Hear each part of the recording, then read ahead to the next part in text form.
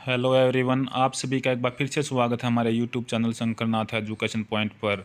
दोस्तों, आप सभी के लिए एक बार फिर से लेकर आया हूं हरियाणा सीईटी से रिलेटेड हरियाणा जी के वन लीनियर क्वेश्चन। इसमें दोस्तों हम करेंगे जो हरियाणा के एग्जाम्स में बहुत बार पूछे जाते हैं और प्रीवियस ईयर रहेंगे दोस्तों ये सभी क्वेश्चंस।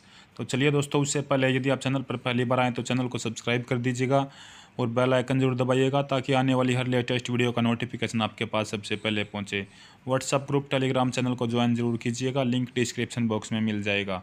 चलिए अपने क्वेश्चंस का सिलसिला शुरू करते हैं दोस्तों। 70 तक हम कर चुके थे दोस्तों, उसके बाद आज 71 से शुरू करेंगे। बौद्ध काल में किन महाजनपदों में आधुनिक हरियाणा के भाग शामिल थे? तो जो दोस्तों बौद्ध काल था, बौद्ध धर्म का काल चल रहा था, उस टाइम पे आप सभी जानते हैं कि 16 महाजनपद जो है ना भारत में थे। सबसे बड़ा महाजनपद मगध माना जाता है। तो आधुनिक हरियाणा के कौन से भाग जो है ना उन महाजनपदों में शामिल थे?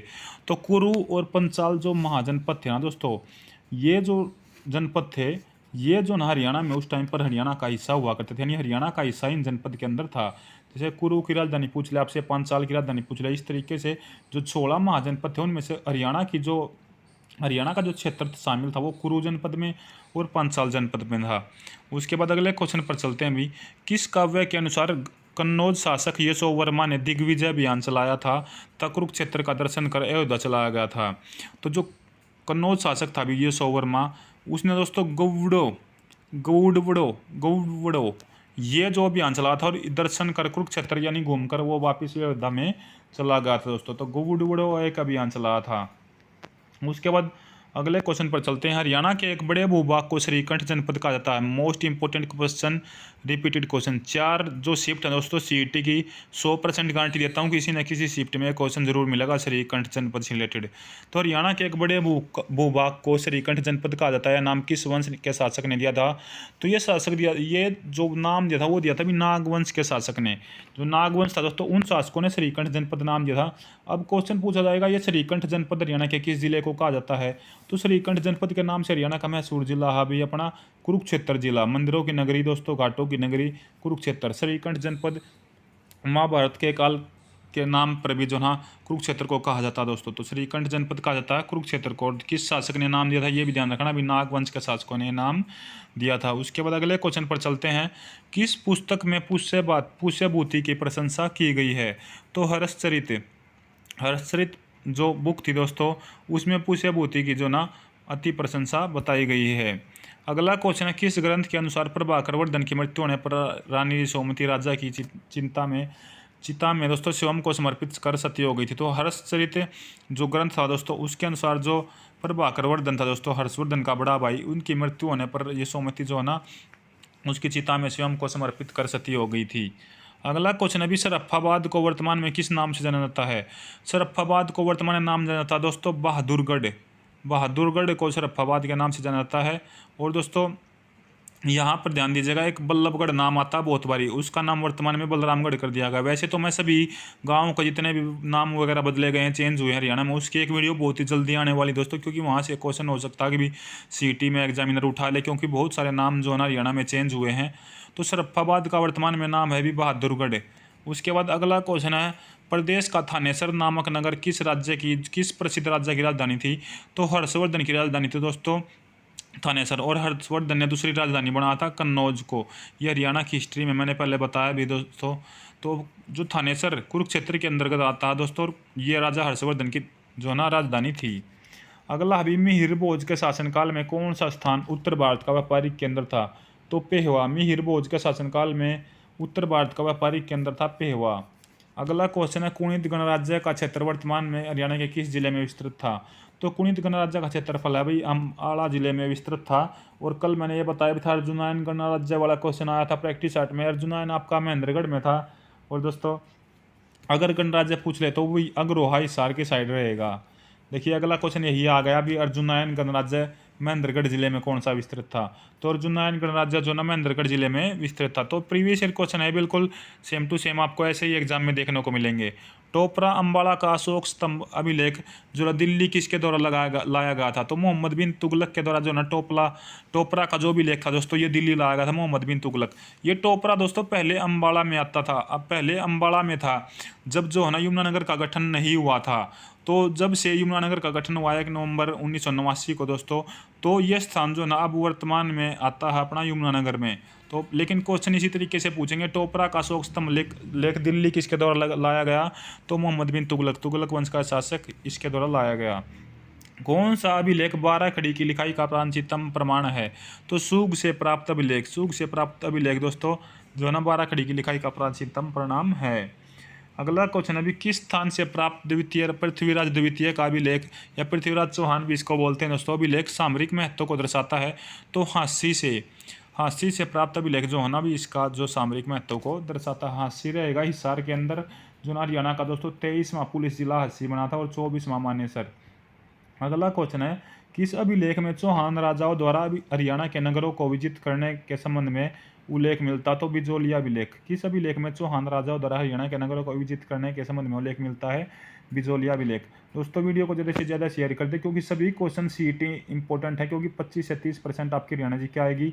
अगर आई तो दोस्तों यहाँ से क्वेश्चन आपको जरूर देखने को मिलेंगे। तोमर शासनकाल में फिरोज तुगलक ने प्रदेश के हिसार जिले में कौन सा नगर बसाया था? फतेहाबाद नगर बसाया था दोस्तों। फिरोज शाह तुगलक ने देखिए जब तोमर शासनकाल चल रहा था, फिरोज शाह तुगलक जो युद्ध करके वापस आ रहे थे, जब इन्होंने हरियाणा में वापस एंट्री ली तो दोस्तों इनके पास खबर पहुंची कि भी आपको पुत्र रत्न की प्राप्ति हुई है दोस्तों। तो इन्होंने अपने पुत्र फतेह खान नाम रखा उसका, और उसी के नाम पर हरियाणा में फतेहाबाद नगर की स्थापना कर दी दोस्तों 1351-52 में। अगर ऑप्शन आपको एक ही मिले तो 1351 आंसर करना है। और साथ ही साथ दोस्तों 1354 में हरियाणा के ये दोस्तों हिसार जिले की स्थापना इन्होंने ही की थी। पहले दोस्तों देखिए हिसार होता था, फतेहाबाद बाद में बना, आप सभी को जानते हैं। तो हिसार की स्थापना 1354 में और जो फतेहाबाद बसा था वो 1351 में, ये ध्यान रखना भी। उसके बाद अगले क्वेश्चन पर चलते हैं। गोहाना क्षेत्र में किस शासक के विरुद्ध विद्रोह हुआ था?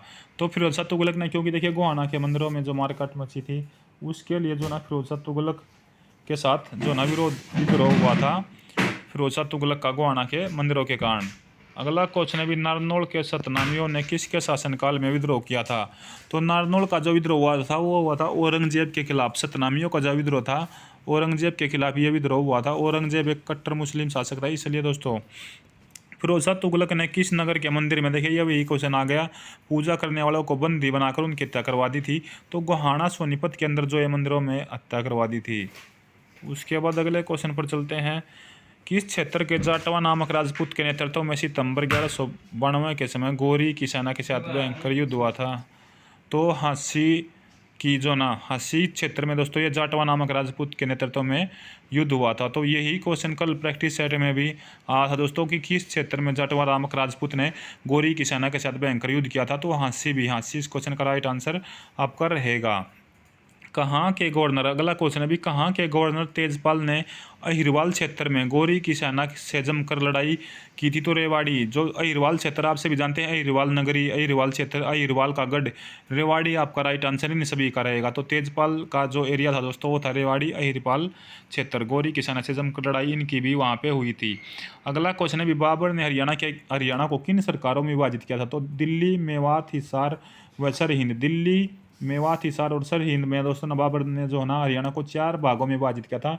एक दिल्ली का एरिया बताया था, एक मेवात का, एक हिसार का, वो एक सरहिंद का जो पंजाब के साथ लगता था।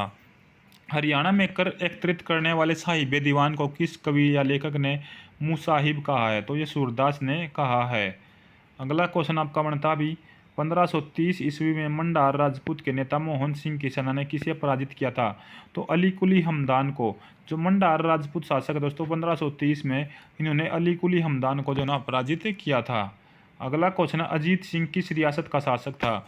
तो अजीत सिंह रियासत का शासक था भी लाडवा रियासत। लाडवा आजकल जो ना कुरुक्षेत्र में स्थान है, और लाडवा पूरे एशिया की सबसे बड़ी अनाज मंडी है। ये क्वेश्चन पहले भी पूछा जा चुका है। तो अजीत सिंह का संबंध ध्यान रखना आपको भी, जो किस रियासत से था? लाडवा रियासत से। लाडवा वर्तमान कुरुक्षेत्र में है और पूरे एशिया की सबसे बड़ी अनाज मंडी लाडवा में है। हरियाणा में 1857 की क्रांति का आरंभ कहाँ से हुआ था? तो अम्बाड़ा में दोस्तों। जो अम्बाड़ा छावनी है, अम्बाड़ा से हरियाणा में 1857 की क्रांति का जो आरंभ हुआ था दोस्तों।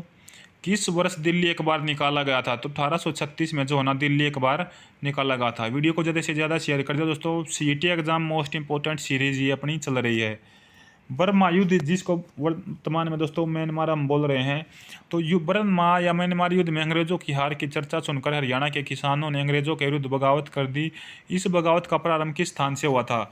तो रोहतक से दोस्तों, रोहतक इस क्वेश्चन का राइट आंसर रहेगा। देखिए, जो सुभाष चंद्र बोस उस साइड पर युद्ध कर रहे थे बर्मा म्यांमार की तरफ दोस्तों, जो अपनी सेना को लेकर, इंडियन आर्मी को लेकर, तो वहाँ पर दोस्तों उन्होंने क्या है, हरा दिया था अभी अंग्रेजों को। तो इस युद्ध की चर्चा, जो हार की चर्चा सुनकर हरियाणा में भी किसानों ने जो विद्रोह कर दिया था, और ये विद्रोह शुरू हुआ था दोस्तों हरियाणा के रोहतक से। ईस्ट इंडिया कंपनी के विरुद्ध छछरौली के विद्रोह का नेतृत्व किसने किया था? तो ये किया था भी जोध सिंह ने। ये छछरौली जो है ना दोस्तों, यमुनानगर में पड़ता है और हरियाणा का माचिंदराम या हरियाणा का चेरापूंजी से बोलते हैं। तो अंग्रेजों के विरुद्ध जो, या ईस्ट इंडिया कंपनी के विरुद्ध जो छछरौली विद्रोह का नेतृत्व किया था, वो किया था जोध सिंह ने दोस्तों। 1857 के समय विलियम फोर्ड कहाँ का कलेक्टर था? बार बार पूछा गया है ये क्वेश्चन। जो 1857 की क्रांति चल रही थी उस समय जो ना विलियम फोर्ड कहाँ का कलेक्टर था? तो गुरुग्राम या गुड़गांव का कलेक्टर ये था। बल्लभगढ़ के अंतिम राजा का नाम बताइए जिसने 1857 के स्वतंत्रता संग्राम में अंग्रेजों ने फांसी दी थी। तो बल्लभगढ़ का अंतिम राजा था भी राजा नाहर सिंह। नाहर सिंह से संबंध कुछ भी आएगा तो फरीदाबाद बल्लभगढ़ आपका रहेगा दोस्तों। तो देखिए, जो 1857 की क्रांति थी उसमें नाहर सिंह को फांसी दी थी, ये बल्लभगढ़ का राजा था, और बल्लभगढ़ का वर्तमान में नाम कर दिया गया है अभी बलरामगढ़ दोस्तों। तो नाहर सिंह आपसे स्टेडियम पूछ ले, या दोस्तों और कुछ पूछ ले, जो नाहर सिंह का किला पूछ ले, वे आपके बल्लभगढ़ फरीदाबाद में ही रहेंगे। अगला क्वेश्चन अभी आपका, रामकोर का संबंध किस जगह के साथ था? तो छछरौली रियासत से ही रामकोर का संबंध था दोस्तों, छछरौली रियासत से। प्रदेश में किस स्थान को जॉर्ज थॉमस की राजधानी बताया गया है? तो हाँसी का दुर्ग या हाँसी का किले को जो ना जॉर्ज थॉमस की राजधानी प्रदेश में बताया गया है। और इसने दोस्तों क्या है, जॉर्ज थॉमस ने भी अपनी राजधानी शुरू में हाँसी ही बताई गई थी।